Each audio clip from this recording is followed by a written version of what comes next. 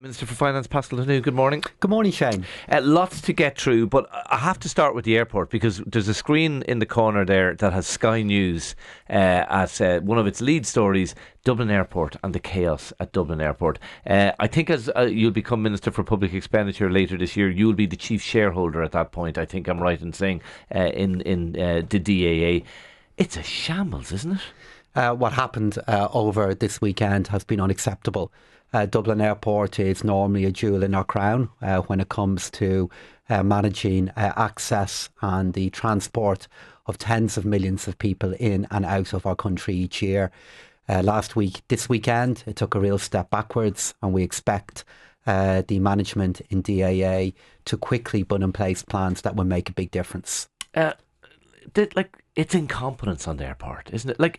I'm really struggling to know why they laid off so many people during COVID. When, we all knew at some point COVID would end. None of us knew when. But to leave the airport so unprepared. So I guess as I answer your question, I am lucky to be able to see the Sky News screen, and it does show what is happening in Dublin Airport.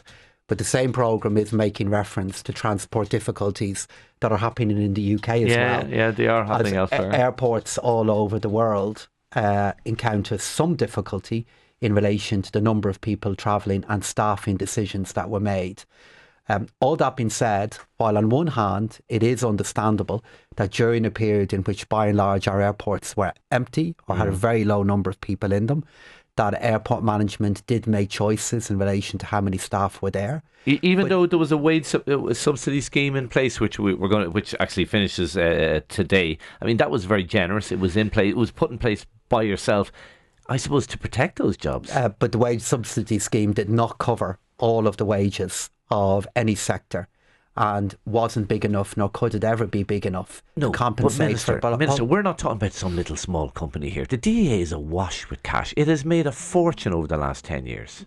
And that is why, while I think it's important to acknowledge the context of what has happened in aviation over the last number of years and what has happened in our airports, my core point is still that what has happened over the last number of days is unacceptable. Yeah. Even if some challenges are being experienced by the sector, any airport, particularly one as sophisticated as Dublin Airport, does have many indicators to allow it to know what kind of demand is going to be happening days, weeks and months ahead. Okay. And therefore, while I have no doubt there are some factors that can explain what happened, they do not kind of take the place of there having to be good plans in place to minimise this happening during the week and make sure that this does not happen across the summer. I think we in the media sometimes jump too quickly to ask this question, but I actually think in this case it is absolutely called for.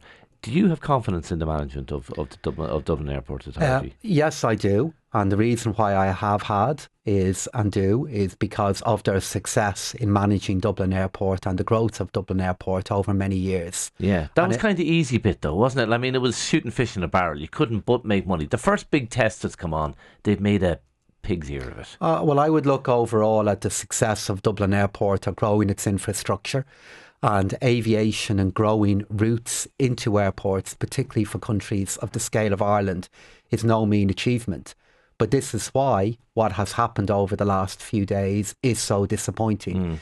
Given the investment in Dublin Airport, given the success that they have had, it is simply unacceptable to see the kind of delays, the kind of queues, and so many not being able to travel, not being able to take a holiday, not being able to take a business trip.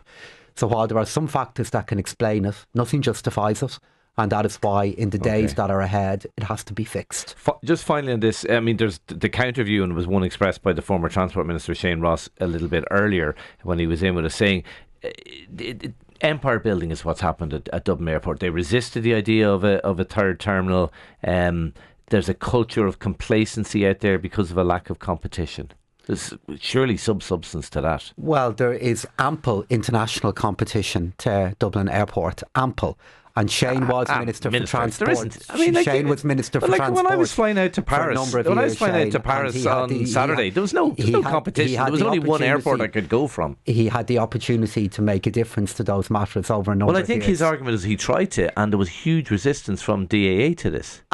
But even if there are things that could be done differently or better to the structure of our aviation sector here in Ireland.